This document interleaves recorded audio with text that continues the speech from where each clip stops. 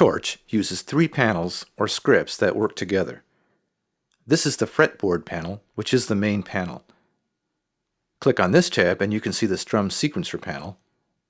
And over here is the effects panel. Let's start with the fretboard panel. We'll keep a clean sound so you can tell what's going on. To begin with, there are three playing modes.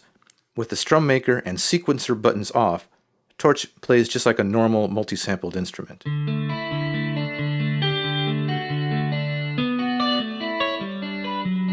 The mutes button turns on a mutes layer that plays at low velocities. You can choose an articulation for higher velocities over here. We have up slides, down slides, and harmonics.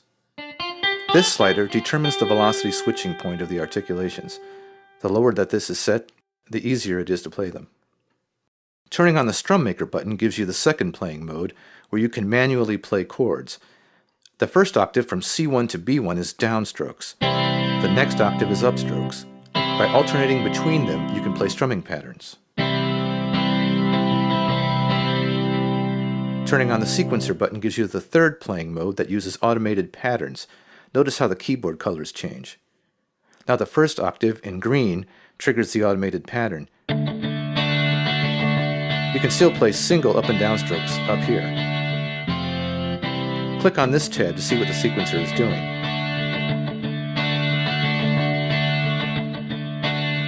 We'll come back to this in a minute. Here's the pickup switch, which switches between sample sets that were actually recorded at the same time using a special cord that connected each pickup to its own track. You can see the red LED showing which pickups you're hearing. You can even switch pickups while you're playing. Let's look at the effects panel for a moment by hitting this tab. Here we've got our very colorful effects rack, along with an amp head and speaker cabinet.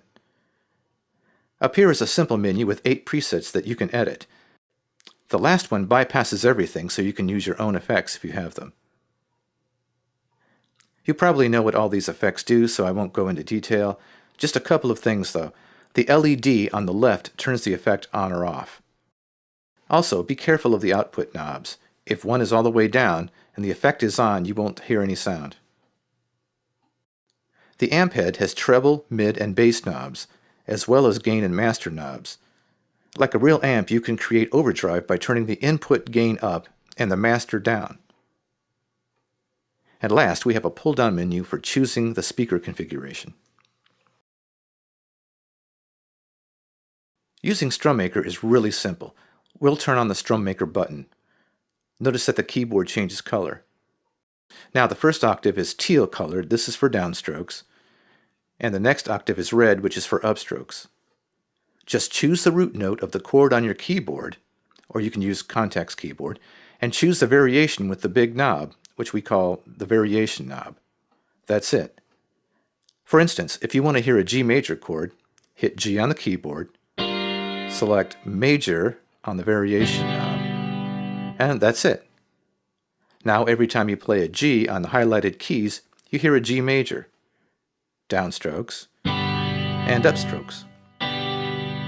If you turn the sequencer button on, the sequencer plays a G major pattern.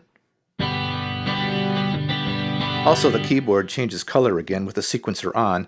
Now the first octave is green, which triggers the sequencer, and the single down and upstrokes have moved up the keyboard so you can use them for accents and endings. So let's say you have a G major, D major, E minor, and then a C major pattern. Just make sure that all my chords are set right. You can see how the variation knob switches whenever I trigger the root note. Okay, that works, but let's say I want a D major, but I also want a D suspended. Well, there is a sus chord preset here, but then I won't have my D major when I hit D. Not to worry.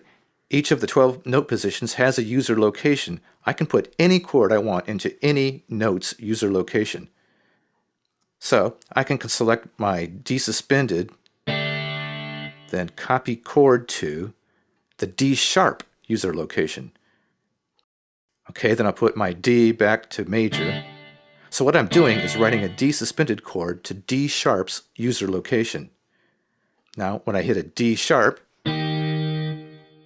select User, you should hear that D suspended. And it's conveniently located next door to D. Now I can play both.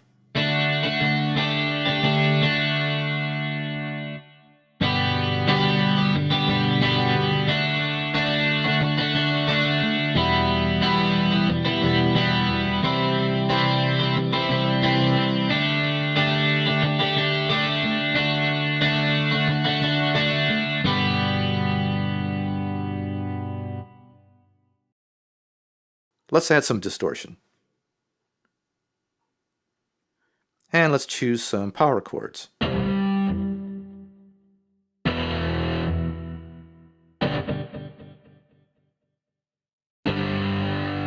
mutes button works with StrumMaker too. It triggers mutes at lower velocities with the chords as well for a more aggressive sound.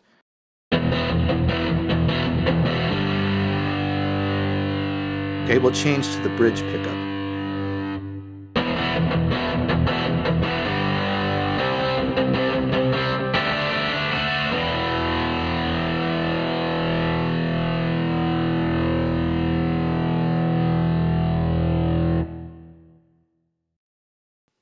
The user location is also for creating custom chords.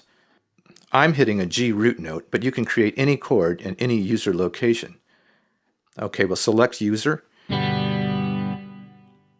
Okay, right below the variation knob is a menu that lets you choose the string configuration. You can see that the strings are being highlighted as I do this. We'll choose all strings. Now you select your notes over here. Each string has its own pull-down menu. The first selection is always the open string, so you won't see the marker on the display. But if the string is active, you'll hear that open string. Right now they're all open. Now I can choose the notes I want.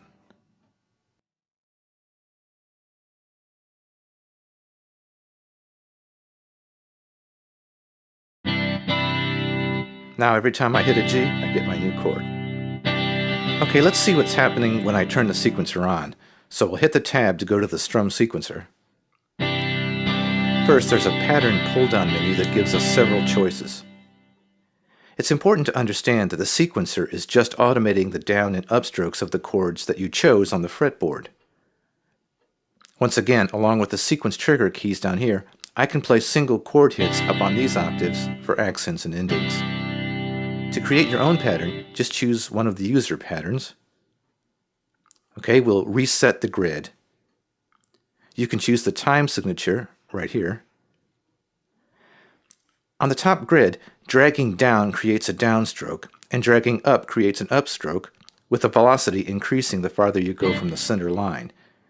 If the mute switch is on, low velocities will trigger mutes. The lower grid controls the duration of the note. Well, thanks for taking the time to check out Torch's features.